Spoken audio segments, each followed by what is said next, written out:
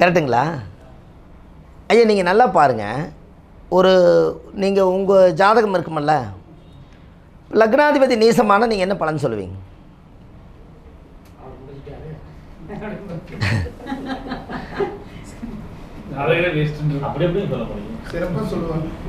Sir லக்னாதிபதி நீசம், ஏதோ ஒரு இடத்துல போய் நீசம், அது ரைட்டுங்க ஐயா. நான் சொல்கிறேன் லக்னாதிபதி நீசம் சும்மா ஒரு ஜென்ரலாக அப்படி சொல்லி வச்சுருப்பாங்க இல்லைங்களா? லக்னாதிபதி நீசம். சார் ஒரு விஷயம் சொல்கிறேனே சார், 2 விஷயம் இருக்குது. உங்கள் பாதம் பட்டா அந்த புண்ணியம் நமக்கு வரும் அப்படிங்கிறாங்கல்லங்க. அதுக்கு ஒரு பரிகாரம் என்னென்னா, முதல்ல ஒரு ஜாதகத்தை பாருங்கள். லக்னாதிபதி போய் நீசமாயி, அதுக்கு வீடு கொடுத்தவரும் போய் நின்ன வீட்டுக்கு அதிபதி போய் நீசமானா, இவர் போய் எங்கே கால் எடுத்து வைக்கிறாரோ அந்த வீடும் கெட்டு, அவர் போய் எங்கே உட்காராரோ அந்த வீடும் கெட்டு போயிடும். எப்படி? லக்னாதிபதி போய் எந்த வீட்டில் நீசமாகுதோ அந்த பாவம் கெட்டு, அந்த வீட்டுக்கு அதிபதியும் போய் நீசமாயிட்டா, இவர் எங்கே போய் கால் எடுத்து வைக்கிறாரோ அந்த வீட்டுக்கு நெகட்டிவ் ஆகி, அந்த வீட்டுக்கு அதிபதி கெட்டு போனால் இன்னொரு வீட்டுக்கு போனதும் கெட்டு போயிடும். புரியுதுங்களா? ஒரு ஜாதகத்தில் புரியுதுங்களா? சரி, அப்படியே உள்டாவாக வாங்க. ஒரு லக்னாதிபதி போய் எந்த வீட்டில் போய் இருக்கிறாரோ அந்த வீடு கொடுத்தவர் உச்சமாயிட்டார்னா, அவர் அந்த வீட்டுக்குள்ளே போயிட்டு வந்தோடனே அவருக்கு எல்லா யோக வேலை செய்யும் வீட்டுக்காருக்கு. எப்படி? இது உங்களுக்கு புரியலையே? என்ன புரிஞ்சுதுங்க? சார் எனக்கு நான் விருச்சிக லக்னம், என்னுடைய லக்னாதிபதி செவ்வாய் சிம்மத்தில், அதுக்கு வீடு கொடுத்தவர் யாருங்க ஐயா? எனக்கு உச்சம்ங்க ஐயா ஜாதகத்தில். இப்போ சொல்லுங்கள். லக்னாதிபதி போய் சிம்மத்தில், அந்த சிம்மத்துக்கு அதிபதி எனக்கு சித்திரை மாதம் நான் பிறந்திருக்கேன். சொல்லுங்கள், வீடு கொடுத்தவர் உச்சமா?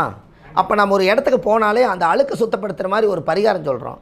நீங்கள் இப்படி ஆஃபீஸ் போடுங்க, இப்படி தொழில் பண்ணுங்கள், இந்த மாதிரி சாஃப்ட்வேர் யூஸ் பண்ணுங்கள், இந்த மாதிரி கம்ப்யூட்டர் பண்ணுங்கள், ஜோசியத்தை இப்படி கொண்டு போங்க, ஏதோ ஒன்று நல்லா சொல்லிட்டு வரோம். அப்போ அந்த நெகட்டிவ் எனர்ஜி இல்லாமல் பாசிட்டிவ் எனர்ஜி சொல்கிறதுக்கு முதல் நம்மளோட பிறப்பு ஜாதகம், நம்ம லக்னாதிபதி பலம் பெற்று வீடு கொடுத்துரும் பலமானா எந்த வீட்டுக்கு போனாலும் நம்மளுக்கு ராஜயோகம்.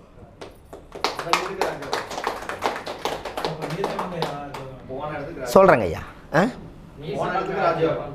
அதுதான் நான் என்னங்கிறேன்னா, ஒரு ஜாதகத்தில் நீங்கள் லக்னம் பிறந்தது சார், என்றைக்குமே லக்னம் 30 பாயிண்ட்டு தான், லக்னாதிபதி 70 பாயிண்ட்டு சார். லக்னம் 30 பாயிண்ட்டு, லக்னாதிபதி எத்தனை பாயிண்ட்டு? 70 பாயிண்ட். அது எதனால் சொல்கிறேன்? இப்போ நான் பொள்ளாச்சியில் பிறக்கும்போது எனக்கு வயசு, பொள்ளாச்சி நான் இருக்கும்போது எனக்கு வயசு 13, ஜோசியத்துக்குள்ளே வர்றேன், திருப்பூர் வர்றேன். அப்போ நான் பிறந்தது என்னமோ 30 பாயிண்ட்டு தான் பொள்ளாச்சியில். நான் திருப்பூரில் ஜோதிடத்தெல்லாம் உருவாக்கி நான் இவ்வளோ தூரம் 43 வயசு வரைக்கும் அதிகமாக இருந்த நாள் எங்கே? திருப்பூரில். அப்போ 70 பாயிண்ட் யாருக்கு கொடுக்கலாம்? திருப்பூருக்கு கொடுக்கலாம்.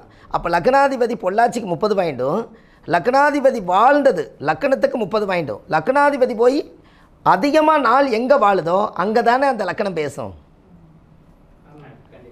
எனக்கு ஐயா அப்போ 30 பாயிண்ட்டு தான் பிறந்த வீட்டுக்கு. வாழ்ந்த வீட்டுக்கு போய் உன்னை உருவாக்கி அங்கே ஒரு அட்ரஸ் வச்சு அவங்க ஒரு அரசாங்க முத்திரை குத்தி இந்த அட்ரஸில் இருக்கிறான்னு சொன்னதுக்கு 70 பாயிண்ட்டு. அப்போ சொல்லுங்கள், லக்னத்துக்கு பவரா லக்னாதிபதிக்கு பவரா?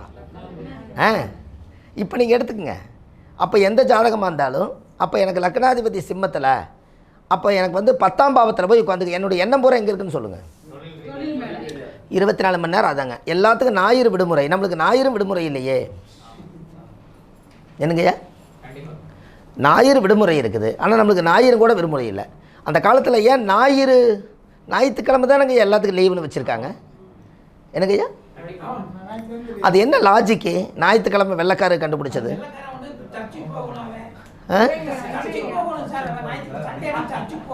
பரியா?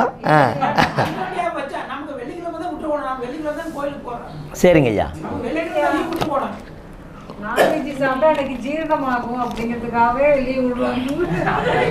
ஐயா நாமெல்லாம் ஜோசியராக இருக்கிறனால கிரக ரீதியாக சொல்லுங்க. அந்த ஞாயிற்றுக்கிழமை சரி.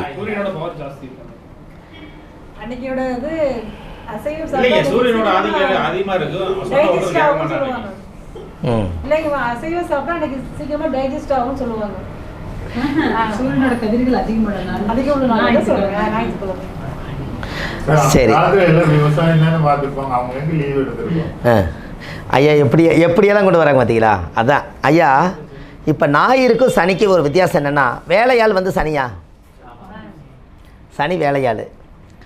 அந்த சனி வந்து வேலையாள் வந்து எப்போ ஓய்வு எடுக்கிறாரு அப்படிங்கிறத, சனி எங்கே நேசமாவார்? சரி, சூரியன் எங்கே உச்சமாவார்?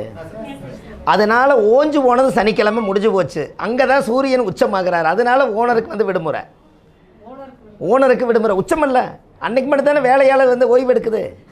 சனி மேசத்தில் நீசமல்ல, அப்போ சனிக்கிழமையோட ஓய்வா?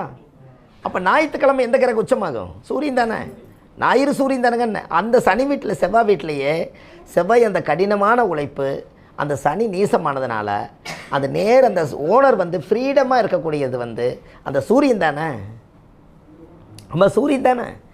அன்னைக்கு மட்டும் வேலையாளுகள்லாம் போய் நீங்கள் ரெஸ்ட் எடுங்கன்னு சொன்னது சனிக்கிழமை நைட்டோட. அதனால் அது எங்கே போயிருச்சு? சனி மேசத்துலேயே நீசம். அன்னைக்கு ஓனர் என்ன பண்ணுறாரு? அன்னைக்கு சூரியனுங்கிறவர் உச்சமாகிறார். கரெக்டுங்களாம்மா? அந்த உச்சமாகும்போது அந்த ஞாயிற்றுக்கிழமை ஒரு நாள் மட்டும் விடுமுறை கொடுக்கும்போது வேலையால் டவுன் ஆயிடுவார். அப்போ அங்கே சனிக்கு சூரியனுக்கு பகைன்னு ஏன் வச்சாங்க? அப்போ ஏதோ ஒரு கிரகத்தான பவர். அதனால தான் சூரியன் அங்கே உச்சமாக இருக்கிறதுனால சனி நீசமாக இருக்குது. அப்போ ஓய்வு எடுக்கக்கூடிய நாள் வேலையாளுகளுக்கு சனி தான். அது உயர்ந்து பேசுறதுக்கு வேலையாளர்கள் ஓனர் வந்து சூரியன் தான். உங்களுக்கு புரியுதா? சூரியன் தான். அவர் ஆணை விட்டா தானே. நீங்கள் லக்னாதிபதி மேசத்துக்கு அதிபதி யாருங்க ஐயா? அவர் எங்கே போய் நீசமாக, எங்கே போய் உச்சமாகிறாரு? அப்போ 10ஆம் இட தொழில் ஸ்தானத்தில் தான் லக்னாதிபதி போய் சனி வீட்டில் உட்காந்துருக்குது. அதுக்கு உண்டானவரே போய் அப்போ என்ன ஆகிறாரு? சனி நீசமாகிறாரா இல்லையா? அப்போ செவ்வாய்க்கும் சனிக்கும் பரிவர்த்தனை இருக்கா இல்லையா? கரெக்டுங்களா? அங்கே சூரியனுக்கு பரிவர்த்தனை இல்லைங்க. இது ரெண்டுக்கு தானே பரிவர்த்தனை. என்ன சனிக்கும் செவ்வாய்க்கும் தொடர்பு இருக்கலைங்க. என்ன இதெல்லாம் வந்து நாம் ஆராய்ச்சி பண்ணி வைக்கிறதாங்க. லக்கணத்தில் குரு இருந்தால் அந்த வீட்டில் இவங்க நீங்கள் வயிற்றுக்குள்ளே மாசமாக இருந்தீங்கல்ல, அப்போ இன்னொருத்தர் அவங்க வீட்டுக்குள்ளே கன்சீவாக இருப்பாங்கன்னு, அவங்க சித்தி, அவங்க நாத்தனா, அவங்கெல்லாம் உங்கள் வீட்டிலையே இன்னொரு அம்மா கன்சீவ் ஆகிருப்பாங்கன்னு, அந்த வீட்டில் அவங்க உறவில் மாதமாக இன்னொருத்தர் கன்சீவ் ஆகிருவாங்கன்னு, அவங்களோட உறவை அண்ணன் தங்கச்சி, அக்கா தங்கச்சி. நீங்கள் லக்னத்தில் குரு இருக்கிறவங்களுக்கு சின்ன வயசுலேயே காசு சம்பாதிக்கணுங்கிற எண்ணம் வரும். யாருக்கு இருக்குதுங்க? அந்த குழந்தைக்கு சின்ன வயசுலேயே ஏதாவது சம்பாதிக்கணுங்கிற எண்ணம் வரும். சார், கமலஹாசன் ஒரு ஜாதகத்தில் வந்து மீன லக்கணத்திலே குரு. அவர் 5 வயசுலேயே அம்மாவும் நீயே, அப்பாவும் நீயே, அன்புடனே ஆதரிக்கும் தெய்வம் நீயே, அன்னைக்கே காசை வாங்கி சோப்பில் போட்டு போயிட்டாரா இல்லையா?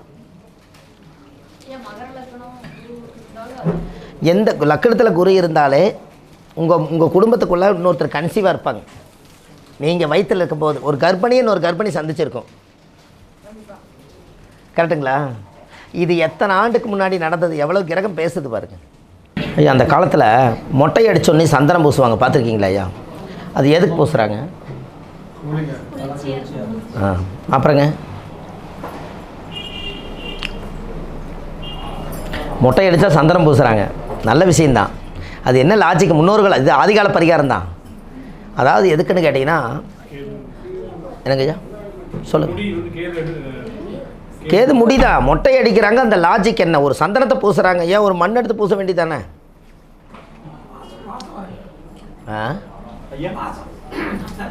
வாசமாக இருக்கிறதுக்குன்னு சொல்கிறார். அதாவது இது சயின்ஸு நீங்கள் சொல்கிறது. சந்திரன் அப்படி எல்லாமே சயின்ஸு. அந்த காலத்தில் மொட்டை அடித்தா எதுக்கு சந்தனம் பூசுகிறாங்க அப்படின்னா, அந்த சின்ன விஷயந்தான். ஆனால் நீங்கள் தெரிஞ்சுக்கிட்டீங்கன்னா வேறு மாதிரி இருக்கும்.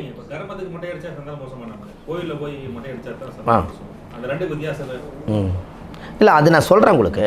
முதல்ல சந்தனம் வந்து யார்? சனி வந்து யார்? கருப்பு முடி வந்து சனி. நம்ம ஒரு வேண்டுதல் வைக்கிறோம், கஷ்டம்னு சொல்லி வேண்டுதல் வைக்கிறோம், அதுக்கு தான் முடி கொடுக்குறோம். அப்போ அது கஷ்டம், வறுமை எல்லாமே இருக்கிறனால நம்மளோட உடம்பில் இருக்கக்கூடிய எல்லா வறுமைகளும் இதோட போய் இந்த மொட்டை அடிக்கும்போது அந்த முடியோடு போய் ஒரு குருவை வந்து நீங்கள் இயக்குறீங்க. எப்படி? ஒரு தனத்தை வந்து இயக்குறீங்க. ஒரு கோவிலில் போய் ஒரு கர்மாவை நீங்கள் தீர்த்துட்டு வரும்போது சனியோட ஆதிக்கம், அதையெல்லாம் வெளியே வச்சுட்டு அந்த குருங்கிற ஒரு சந்தனத்தை நீங்கள் பூசும்போது அந்த குருங்கிற சக்தி அதுக்குள்ளே வந்துடுதா? அப்போ அதுலேருந்து அவர் வந்து ஒரு சுப நிகழ்ச்சி நடக்க ஆரம்பிக்குதா? அதுக்காகத்தான் அதை வச்சுருக்காங்க. அப்போது வறுமையின் நிறம் சிவப்புங்கிற கோட்டிலேயே எல்லோரும் வாழணும்னு எதாவது விதி இருக்கா? ஒருத்தர் சொல்கிறாரு, நான் குடத்துக்குள்ளே எரியிற விளக்காவே நான் வாழ்ந்துட்டு இருக்கிறேங்க, நான் இப்போ வரைக்கும் நான் வெளிச்சத்துக்கு வரலைன்னு சொன்னார். நான் மறுபடியும் ஒருக்க கேட்டேன், இதுவே தான் அவர் சொன்னார், நான் குடத்துக்குள்ளே எரியிற விளக்காவே இருக்கிறேங்க, நான் வெளிச்சத்துக்கே வெளியில் வரலைன்னாரு.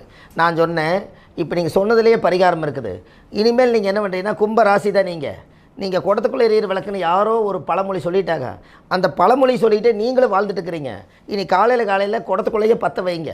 ஒரு நவதானியம் 9 நவதானியத்தை எடுத்து முக்கால் குடத்துக்கு ஒரு 2 கிலோ நவதானியத்தை அந்த குடத்துக்குள்ளே போட்டு பூஜை ரூமில் வச்சு ஒரு கையேற்றுற அளவுக்கு ஒரு மண் விளக்கை உள்ளே பற்ற வச்சு ஒரு 5 நிமிஷம் சாமி கும்பிட்டு இனிமேல் நான் வாழ்க்கையில் வெளிச்சத்துக்கு வரணும்னு எடுத்து கடவுளுக்கு வைங்கன்னு சொன்னேன். இப்போ 48 நாள் அவர் செஞ்சுட்ருக்கிறாரு, நல்லா இருக்கார். நீங்கள் அதுக்குள்ளேயே இருக்கீங்க, நான் வெளியே வரணுமில்ல.